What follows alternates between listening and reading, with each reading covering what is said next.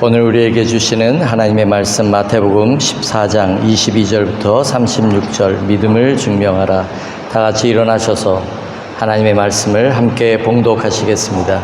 예수께서 즉시 제자들을 재촉하사 자기가 무리를 보내는 동안에 배를 타고 앞서 건너편으로 가게 하시고 무리를 보내신 후에 기도하러 따로 산에 올라가시니라. 저물매 거기 혼자 계시더니 배가 이미 육지에서 술이나 떠나서 바람이 거스름으로 물결로 말미암아 고난을 당하더라. 밤 사경에 예수께서 바다 위로 걸어서 제자들에게 오시니 제자들이 그가 바다 위로 걸어오심을 보고 놀라 유령이라 하며 무서워하여 소리 지르거늘 예수께서 즉시 이르시되 안심하라 나다 두려워하지 말라. 베드로가 대답하여 이르되 주여 만일 주님이시거든 나를 명하사 물 위로 오라 하소서 하니 오라 하시니 베드로가 배에서 내려 물 위로 걸어서 예수께로 가되 바람을 보고 무서워 빠져가는지라 소리질러 이르되 주여 나를 구원하소서 하니 예수께서 즉시 손을 내밀어 그를 붙잡으시며 이르시되 믿음이 작은 자여 왜 의심하였느냐 하시고 배에 함께 오름에 바람이 그치는지라.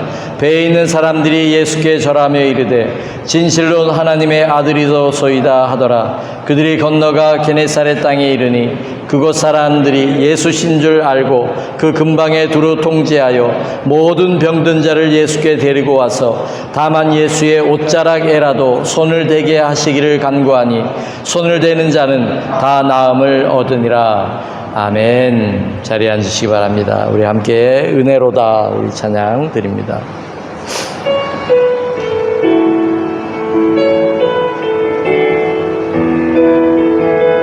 시작됐네. 우리 주님의 능력이 시작됐네. 우리 주님의 능력이 나의 삶을 다스리고 새롭게 하네. 자유하네. 죄와 사망으로부터 나의 삶은 변하고나 충만하네. 은혜로다 주의 은혜 한량없는 주의 은혜 은혜로다 주의 은혜 변함없는 진실하신 주의 은혜 시작됐네. 시작됐네. 우리 주님의 능력이 나의 삶을 다스리고 새롭게 하네. 자유하네. 죄와 사망으로부터 나의 삶은 변하고나 충만하네. 은혜로다 주의 은혜 한량없는 주의 은혜 은혜로다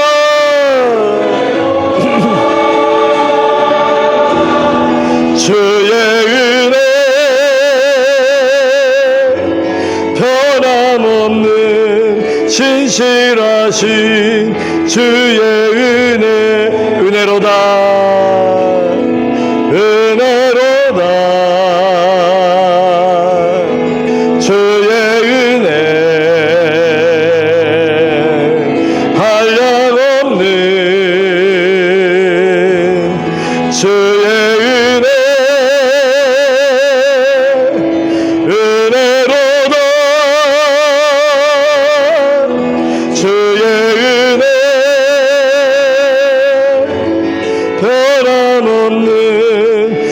신실하신 주의 은혜 변함없는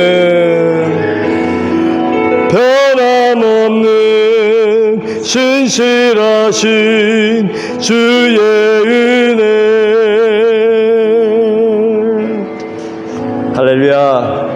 아멘. 여러분께 우리가 신앙생활 하면서 예배를 잘 드릴 수 있으면 여러분의 믿음은 계속하여 변화되고 더 깊어질 것입니다. 그런데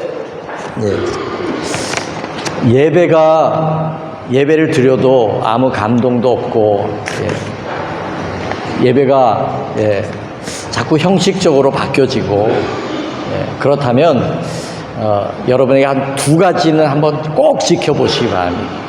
두 가지. 세 가지도 아닙니다. 두 가지. 우리가 예배가 11시 30분이면 보통 사람들이 왜 예배에 늦냐면요, 11시 30분까지 오려고 하기 때문에 늦어요. 무슨 얘기인지 아시죠? 예배가 11시 30분이거나 11시라면 적어도 나는 10분 전에 나와서 한 주간의 삶을 돌아보고 또 이 예배가 하나님 앞에 정말 신령과 진정의 예배가 되도록 하나님이 무엇을 보시겠어요? 우리의 중심을 보시잖아요. 우리의 상한 심령을 보시잖아요. 애통하는 그 마음을 주님이 보시잖아요. 그렇다면 적어도 10분 전, 조금 더 일찍 오면 좋죠.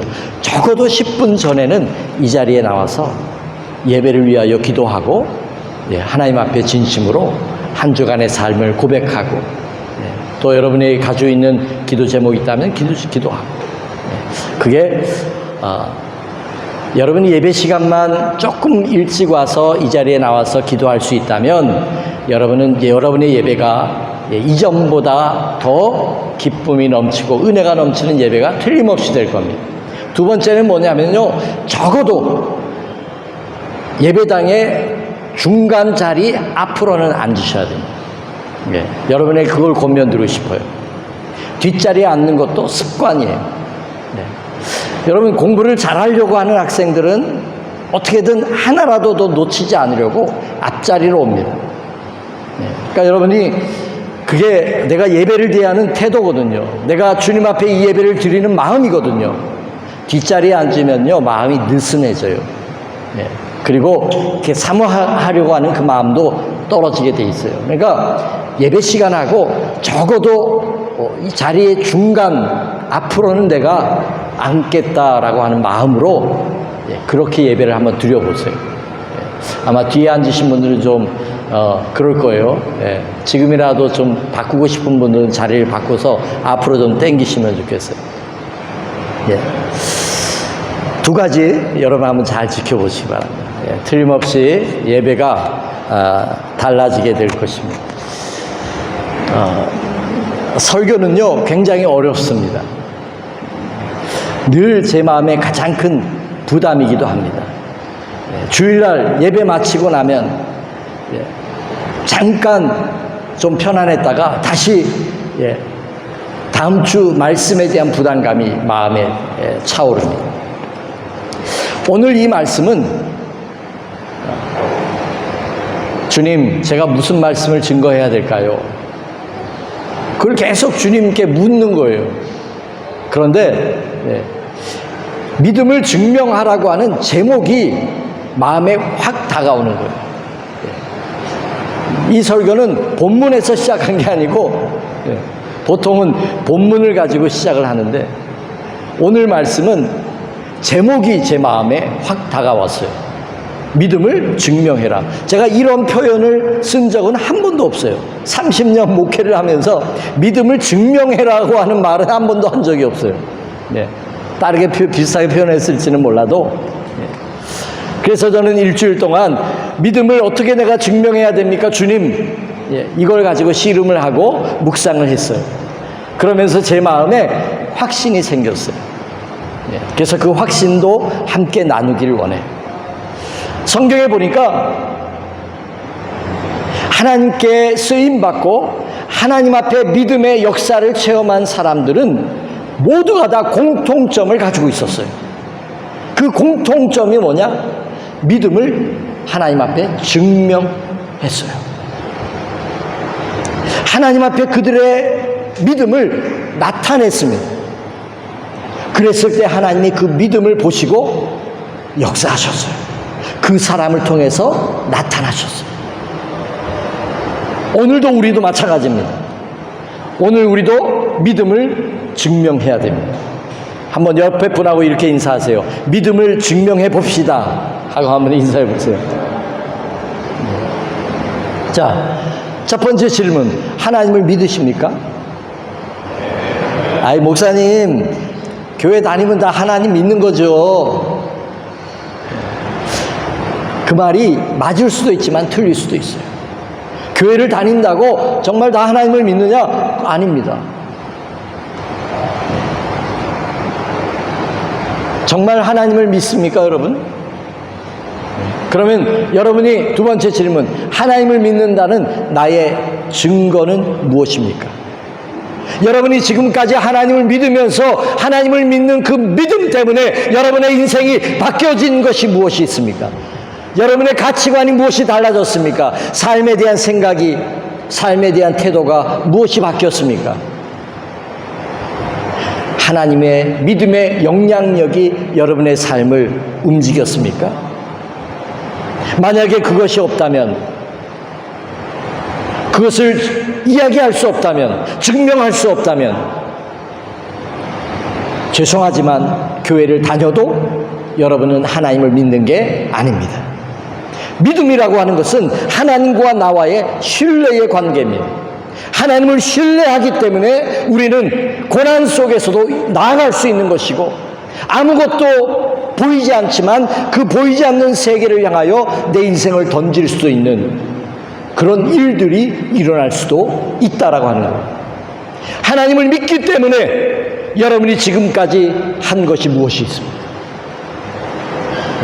하나님이 여러분의 삶에 어떤 영향을 끼쳤습니까? 목사님, 나는 교회를 다녀서 조금 착하게 살게 된 것 같아요. 거짓말도 좀 덜하고 나쁜 짓도 좀 덜하고.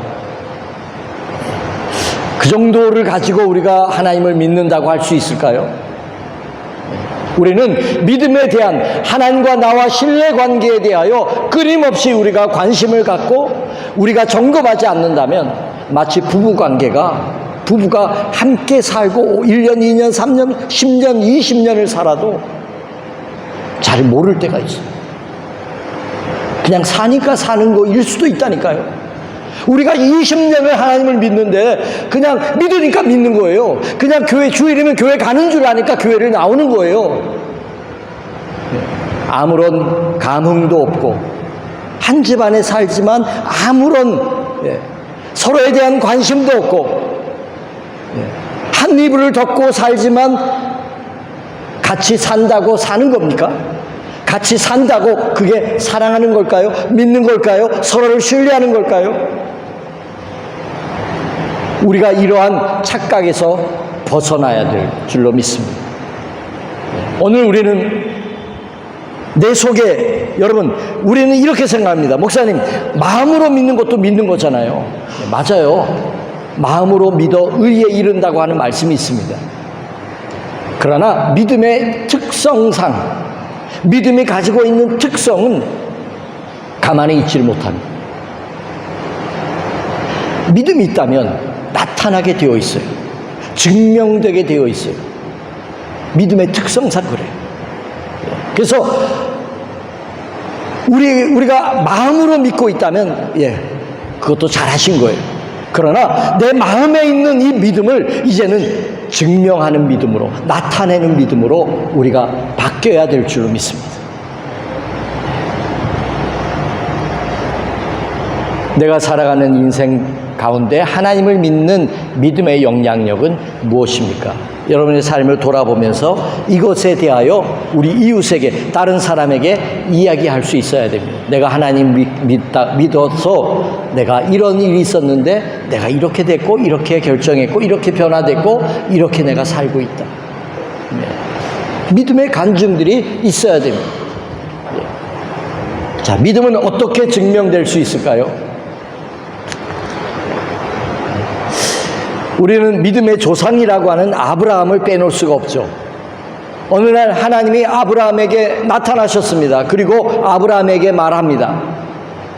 아브라함아, 아브라함아, 너는 너의 고향, 친척, 아버지의 집을 떠나 내가 너에게 지시할 땅으로 가라. 어디로 가라고 얘기하지도 않았습니다. 떠나라, 그렇게 얘기했어요. 떠나면 알려줄게, 이런 거예요. 갈 바를 알지 못하고 보따리 싸고 식소를 데리고 출발한 겁니다. 아브라함은 이렇게 얘기하지 않았습니다. 하나님, 좀 더 뭔가 좀 보여주세요. 뭔가 좀 확실한 증거를 좀 보여주세요. 내가 아버지의 집을 떠나야 되는, 고향을 떠나야 되는 이유가 있나요? 나 좀 보여주세요. 이렇게 얘기하지 않고 아브라함은 그 음성을 들었을 때 정말 떠납니다. 식소를 데리고 아버지의 집을 무조건 떠납니다. 자, 우리의 믿음이 증명되기 위해서는 반드시 나타나야 될 것이 있는데요. 그것은 바로 순종입니다. 하나님의 말씀에 대하여 내가 순종하리라. 이 각오와 이 태도를 우리가 잃어버리지 않고 우리가 하나님의 말씀을 듣고 하나님의 말씀을 읽고 묵상한다면 여러분 속에 있는 믿음은 반드시 나타나게 될 줄로 믿습니다. 예. 아브라함은 갈 바를 알지 못하고 안전하고 평안하고 아무 문제가 없고 어려우면 친척이 나를 도와줄 수 있는 그 고향을 떠나서 순종합니다. 어느 날 아브라함은 자식이 없었어요. 예. 첩을 통해서 낳은 자식 말고 하나님이 약속한 그 약속의 씨앗을 아브라함은 얻지를 못했습니다. 그런데 99세에 사라가 잉태를 하고 그리고 100세가 되어서 이삭을 낳습니다. 그런데 이삭이 청소년쯤 되었을 때, 한 16, 17살 그때쯤 되었을 때 하나님이 또 이렇게 말씀합니다. 아브라함아, 아브라함아, 너는 너의 독자 이삭을 나에게 제물로 바쳐라. 모리아산, 지금으로부터 여기서부터 3일 동안 가가지고 모리아산에 가서 너 아들을, 하나밖에 없는 독자 너 아들을 나에게 제물로 바쳐라. 그래서 아브라함은 이삭을 데리고 다른 종들을 데리고 제물을 불태울 나무도 지고 그리고 출발합니다. 3일 동안 가서 모리아산에 가서 정말로 이삭을 결박을 해가지고 칼을 들고 각을 제물로 바치려고 각을 들려고 칼을 들었습니다. 하나님이 아브라함의 칼을 멈추게 하시고 너 독자 이삭보다도 나를 더 경외하는 줄 내가 알았다. 하나님 그렇게 말씀하셨어요.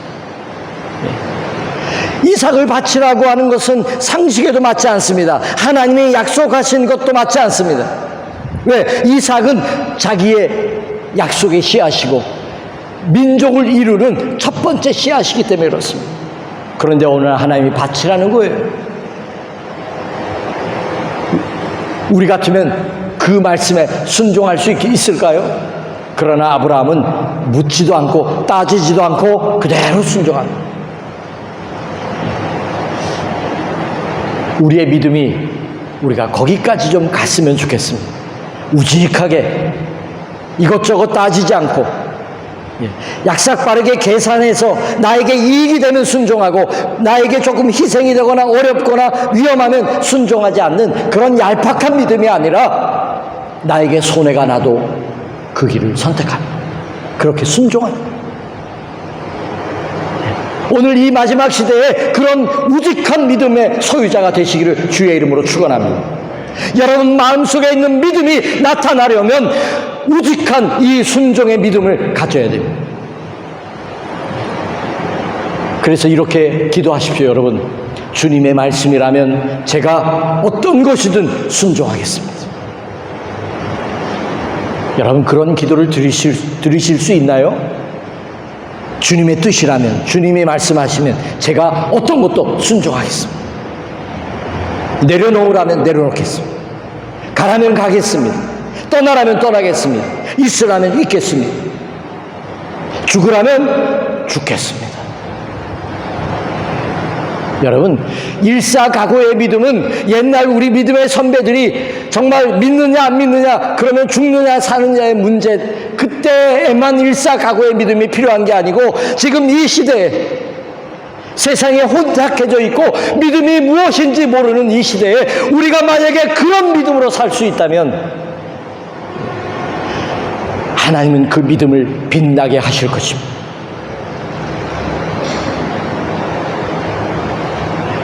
타협되지 않고 주님 앞에 다 맡길 수 있는 믿음. 순종을 통하여 우리의 믿음이 증명될 수 있어요. 순종하지 않는다면 우리의 믿음은 증명되지 않습니다. 하나의 더 예를 들면 중풍병에 걸린 친구를 메고 온 사람들, 마태복음 9장에 나오는 말씀이에요. 들것에 친구가 쓰러졌어요. 중풍병에 걸렸어요. 걷지도 못해요. 그래서 들것에 내 친구가 들고 예수님 고쳐달라고 왔는데 사람이 꽉 찬 거예요. 예수님이 집안에 있는데 집안에도 꽉 차 있고 그 밖에도 무리가 꽉 들어차 있어요. 야, 이거 어떡하지? 친구들이 서로 의논하는 겁니다. 야, 이거 어떡하지? 예수님께 데려가서 고침을 받아야 되는데 사람들 때문에 앞으로 갈 수가 없네. 어떡하지? 어떡하지? 어떡하지?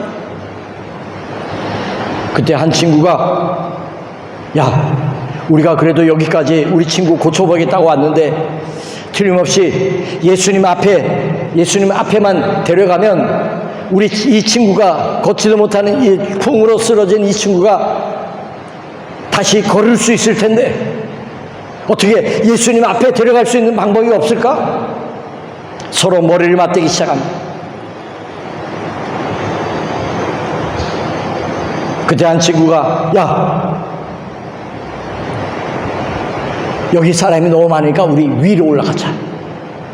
저 예수님이 계신 저 집에 그 지붕 위로 우리 친구를 올려서 그 지붕을 뜯고 그리고 거기서 예수님께 우리 친구를 내리자.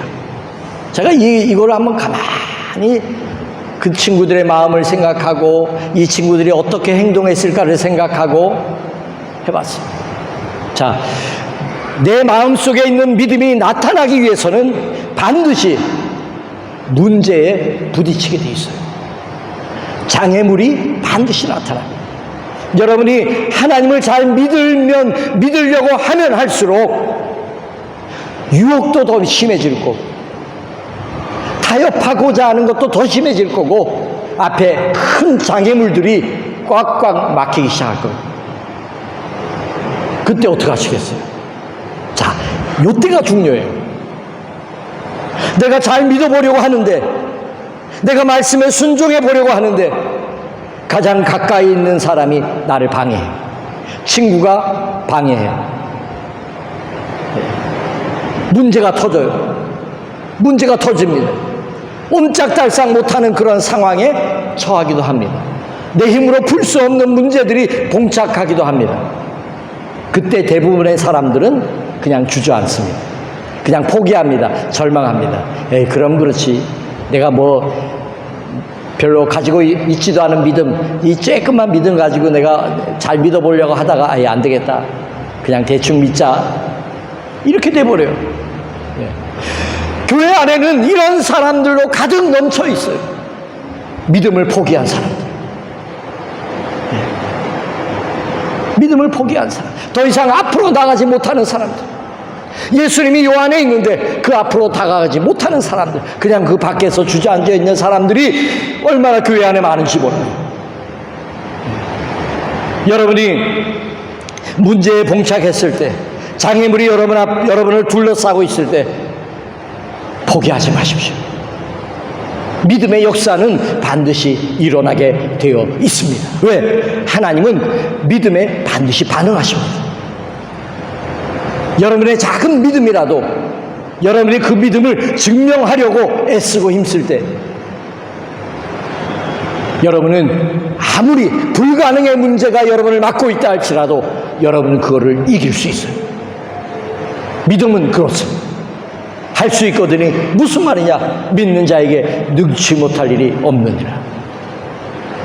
이 친구들은 예수님 앞에 데려가면 예수님이 고쳐줄 거라고 하는 그 신랄 같은 믿음을 붙잡고 끝까지 가는 거예요. 앞이 막히니까 위로 올라가는 거예요. 지붕 위로 올라갔어요. 여러분 생각해 보세요. 뭐 중동 나라니까 지붕이 허술했겠다, 뭐 그렇게 생각할 수도 있죠. 어쨌든 지붕을, 자기네 집 지붕도 아닌데 남의 집 지붕을 지금 뜯어내고 있는 겁니다. 손해를 감수하는 거예요. 손해를 감수하는 거예요. 나중에 다 물어줘야 되는 거예요. 그래도 그 손해를 감수하면서도 그냥 예수님 앞에 이 친구를 데리고 가야 된다. 이거 가지고 포기하지 않고 그냥 계속 행하는 거예요. 여러분, 여러분에게 아무리 작은 믿음이 있어도 계속 행하면, 포기하지 않으면, 절망하지 않으면 그것은 반드시 이루어질 줄로 믿으시기 바랍니다. 좀 아멘 좀 크게 해보세요. 믿으시기 바랍니다. 아무리 작은 믿음, 나중에 지붕값 물어줘야 돼도 괜찮아요. 괜찮아요. 손해가 나도 괜찮아요. 끝까지 가는 거예요. 믿음으로 끝까지 전진하는 거예요. 나쁜 일을 하자고 하는 게 아니잖아요. 이 친구를 고치려고 하는 거잖아요. 예수님 앞에 데리고 가려고 하는 거잖아요.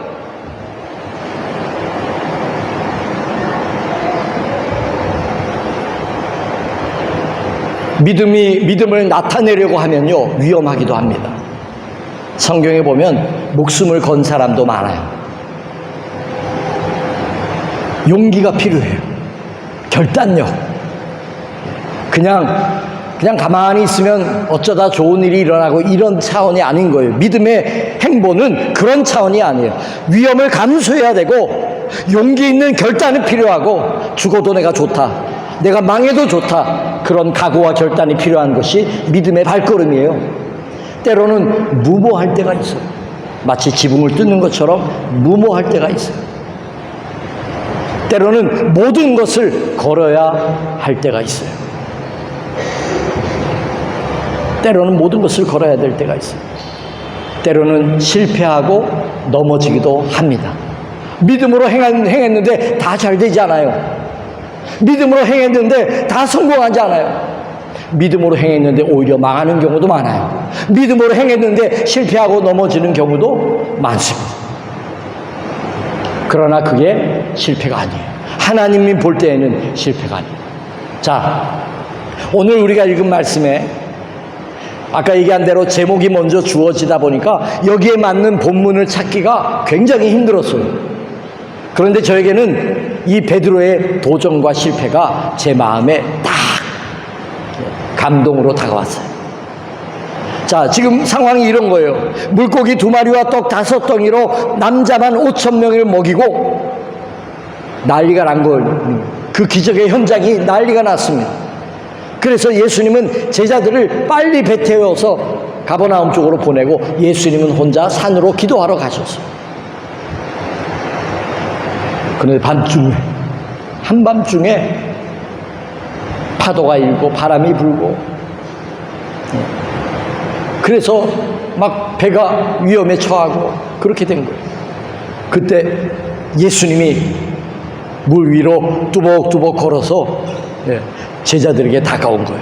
여러분, 껌껌한데 저쪽에서 물 위로 누가 걸어온다고 생각해 보세요. 제자 하나가 유령이다!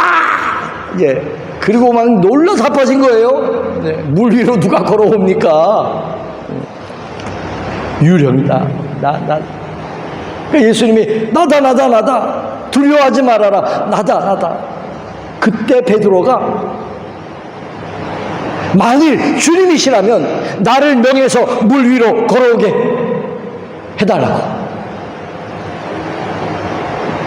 그러자 예수님이 그래 와라. 그래서 베드로도 예수님처럼 물 위를 걷고 있는 겁니다. 걸었습니다. 근데 휙 하고 바람이 볼을 스치면서 지나갔는데 파도가 일어나는 걸 보는 순간에 두려움이 그 마음을 사로잡아서 물 위를 걸어가던 베드로가 그냥 푹 들어가고 만 거예요. 걷다가 아이고 살려주세요, 살려주세요. 예수님이 손을 내밀어서 얼른 잡아서 일으키면서 믿음이 작은 자여 왜 의심하였느냐, 그러면서 배 위로 올라간 거예요. 자, 그동안 저는 여기까지 봤어요. 이런 설교를 수없이 들었어요. 믿음이 적은 베드로, 의심하면 물에 빠져, 이렇게 설교를 들었어요. 그런데 오늘 베드로가 한 이 고백이 저에게는 예사롭지가 않았어요. 만일 주님이시라면 나를 명하여 물 위로 걸어오게 해주세요. 저는 이 말씀이 제 일주일 동안 제 마음을 계속, 제가 이 베드로의 고백 가운데 나도 어떻게 이 베드로처럼 도전하고 실패했지만, 물에 빠졌지만, 베드로는 실패일까요? 베드로는 일평생 물 위를 걷다가 물에 빠졌던 이 믿음의 체험을 일평생 잊어버리지 못했을 겁니다. 이 이야기는 마태, 마가, 누가복음 세 복음서에 다 나오는 이야기입니다.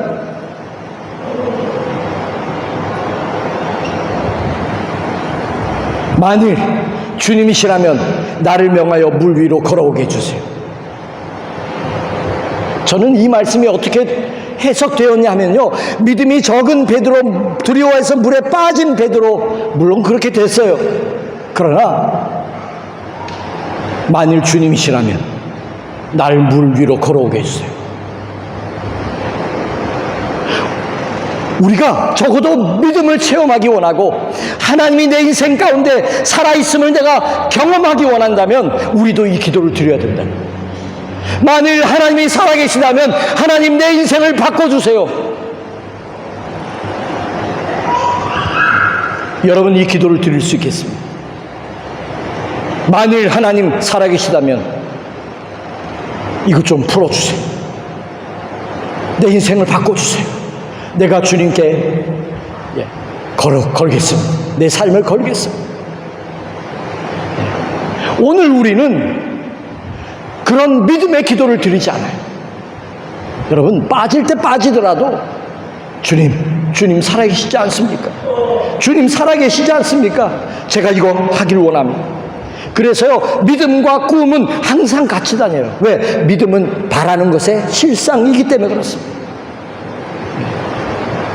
우리 속에 있는 믿음, 여러분 마음속에 있는 믿음 그냥 거기에 놔두겠습니까? 만일 주님이시라면, 만일 주님이 살아계시라면 내 인생을 바꿔주세요. 우리의 자녀들을 바꿔주세요. 우리의 사업장을 바꿔주세요. 주님 역사해 주세요. 실패하더라도 거기에는 믿음의 체험이 기다리고 있는 거예요. 거기에는 하나님이 살아계시는구나, 이거를 알 수 있는 그 길이 거기에 있다니까요.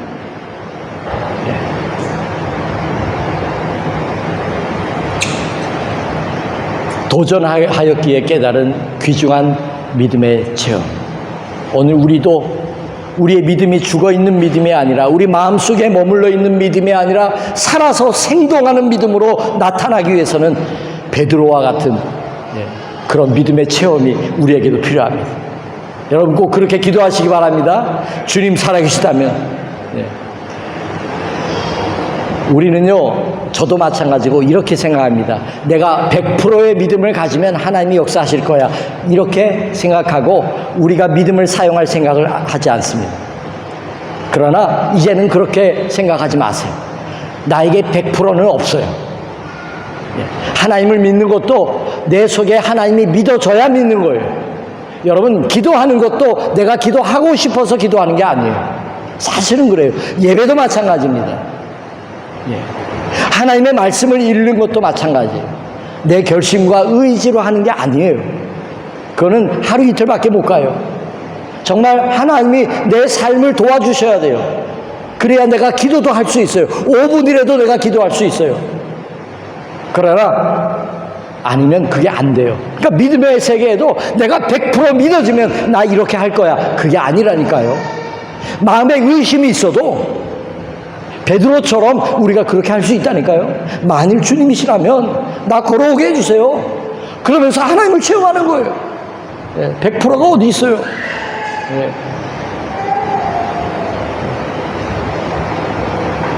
여러분 믿음에 좀 자신을 가져야죠. 다 안 믿어줘도 저도 다 안 믿어줘요. 다 안 믿어줘요.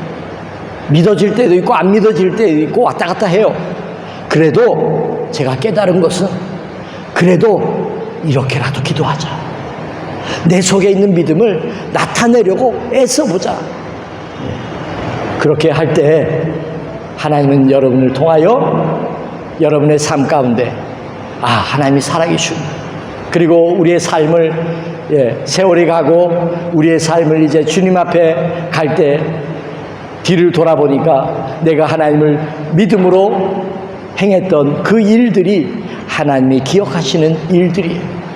내가 내 힘으로 살았고 내가 금자탑을 쌓았던 그 일들이 아니라 하나님 앞에서 아무것도 아니에요. 그러나 작은 것도 내가 믿음으로 행한 그것을 하나님은 기억하고 있어요.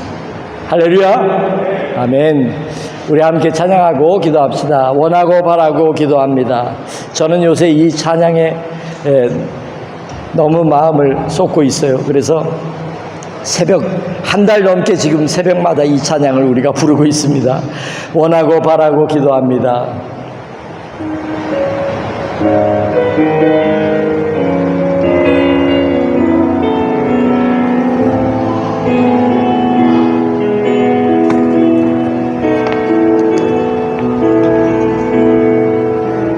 이 세상을 살아가는 동안에 나의 힘을 의지할 수 없으니 기도하고 낙심하지 말 것은 주께서 참 소망이 되심이라. 하나님의 꿈이 나의 비전이 되고 예수님의 성품이 나의 인격이 되고 성령님의 권능이 나의 능력이 되길 원하고 바라고 기도합니다. 하나님의 꿈이 나의 비전이 되고 예수님의 성품이 나의 인격이 되고 성령님의 권능이 나의 능력이 되길 원하고 바라고 기도함. 주의 길을 걸어가는 주의 길을 걸어가는 동안에 세상의 것 의지할 수 없으니 감사하고 낙심하지 말 것은 주께서 참 기쁨이 되심이라. 하나님의 꿈이 나의 비전이 되고 예수님의 성품이 나의 인격이 되고 성령님의 권능이 나의 능력이 되길 원하고 바라고 기도. 하나님의 꿈이 나의 비전이 되고 예수님의 성품이 나의 인격이 되고 성령님의 권능이 나의 능력이 되길 원하고 바라고 기도합니다. 원하고 바라고 기도합니다. 우리 우리 시간 한번 간절하게 우리 기도하고 오늘 말씀을 생각하면서 하나님 내 인생 가운데 이 작은 믿음을 통하여 하나님 증명하는 하나님 내 믿음을 증명하는 삶이 되게 도와달라고 우리 주여 한번 외치고 합심하여 우리 다 같이 기도하겠습니다. 주여 사랑이 많으신 아버지 하나님, 믿음을 증명하기 원하는 자들이 여기에 있습니다. 하나님 이 시간에 함께 주님 앞에 결단하며 기도하는 자들이 하나님의 사람들이 여기에 모여 있사오니 아버지 하나님 저들의 믿음을 기억하여 주시고 오늘의 이 결단을 받아주시며 아버지 하나님 역사하여 주셔서 아버지 우리의 남아있는 삶이 믿음을 증명하는 삶이 되기를 소망합니다. 믿음을 증명하는 삶이 되기를 소망합니다. 주님 역사하여 주시옵소서. 믿음이 잠자지 않게 도와주시옵소서. 마음에만 있는 믿음이 아니라 이제는 증거하는 믿음이 되게 하여 주시옵소서. 주님의 말씀에 무조건 순종하겠다고 하는 우직한 믿음의 사람들이 되게 하시고 아버지 하나님 위험한 아버지의 결단과 때로는 무모한 도전이 있게 하여 주시며 아버지요 하나님의 꿈을 가지고 믿음으로 나아가는 우리의 모습이 되게 하여 주시옵소서. 주여 우리의 삶을 받아주시고 믿음의 역사하심을 나타내게 하여 주시옵소서. 오라카라 야라바라 야라바라 오리야라 야라바라 야라바라 야라바라 주님 오 주님 역사하여 주시옵소서. 주님